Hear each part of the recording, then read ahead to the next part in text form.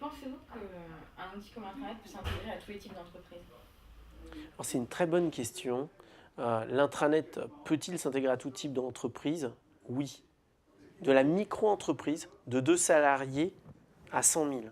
Je dirais même que c'est plus simple de montrer le retour sur investissement et la rentabilité d'un intranet et des outils quand on est sur un petit nombre. Dernièrement, j'ai fait l'exemple avec la boulangerie pour voir la relation de travail qu'il y a entre le boulanger et la personne qui vend le pain. Qui vend le pain, mais pas seulement. Entre eux, il y a un certain nombre d'échanges. Entre eux et la clientèle, il y a une autre partie d'échange. Et puis entre eux, la clientèle et l'ensemble de la commune où est cette boulangerie, il se passe des choses. Aujourd'hui, on n'en profite pas. Aujourd'hui, on n'arrive pas à le piloter. Grâce à l'intranet, très simplement, on pourrait faciliter la gestion de stock, on pourrait faciliter une vision marketing de l'activité de boulanger. Donc, c'est bien le maçon, le boulanger, le boucher, le charcutier, le coiffeur, tous les métiers peuvent utiliser un intranet. L'effet intéressant sur les grandes entreprises, c'est un effet levier, c'est-à-dire que quand vous économisez par le nombre de salariés. Donc vous avez des retours sur investissement plus importants. Quel est le dernier site sur Internet sur lequel vous vous êtes enregistré? Un réseau social, un jeu ou autre? Est-ce que vous êtes allé voir les modes de fonctionnement sur YouTube, sur Facebook, sur... C'est la même chose qui va se passer dans l'entreprise. Dans l'entreprise de demain, on va amener des outils qui sont plus faciles à l'utilisation. Pourquoi? Parce qu'on a travaillé sur l'ergonomie. Pourquoi? Parce qu'on a une certaine maturité avec ces outils aujourd'hui. Et aussi parce que vous avez ces habitudes.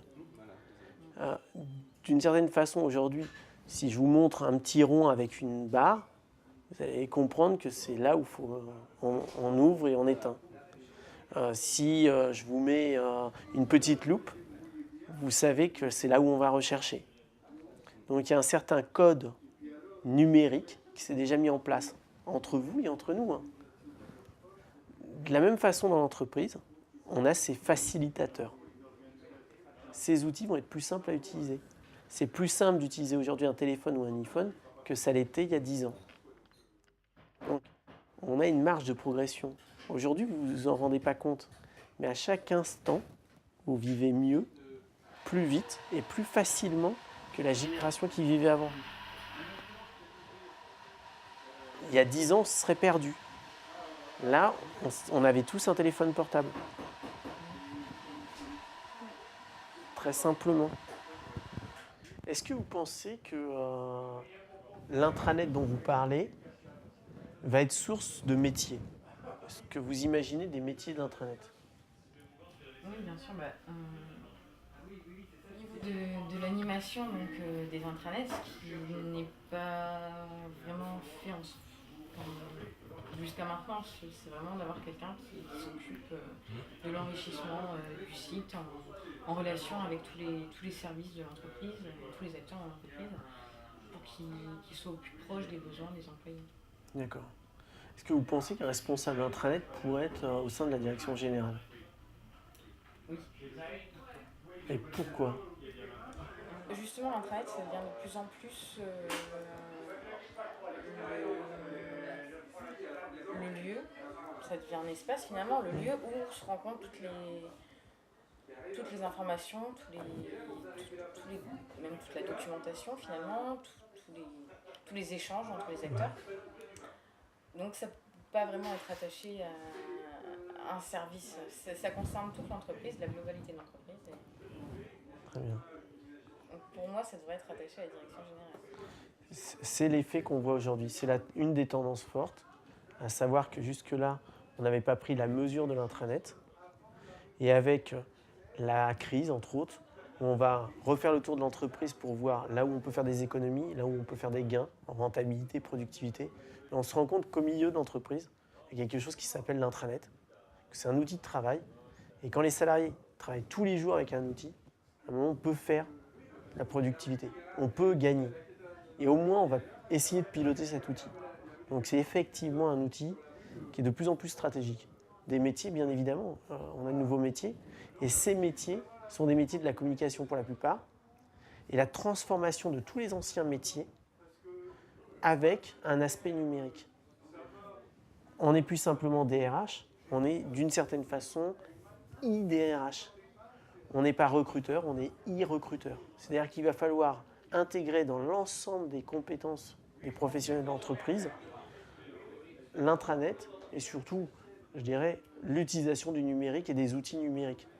Vous parlez beaucoup aussi d'entreprise 2.0. Est-ce que vous pouvez nous parler un peu plus de ce concept, expliquer comment ça fonctionne?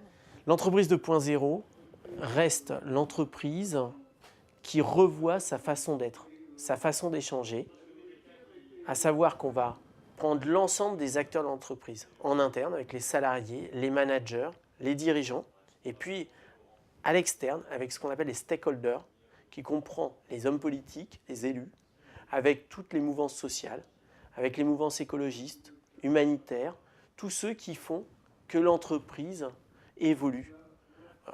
Aujourd'hui, pour exemple, certaines entreprises vont faire des choix parce que leurs actions ne conviennent pas avec le développement durable.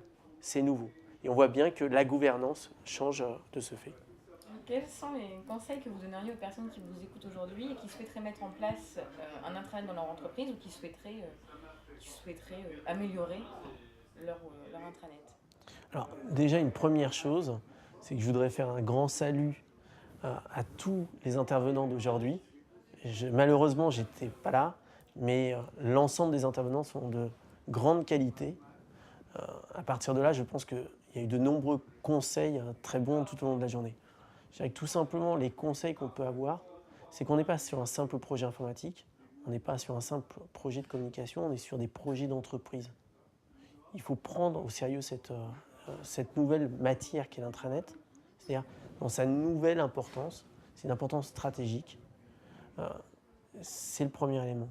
Comme c'est une matière stratégique, on va reprendre à la base, c'est-à-dire qu'on va bien regarder comment elle peut s'implanter dans l'entreprise et comment la mise en place de ces outils va créer des conséquences positives et négatives.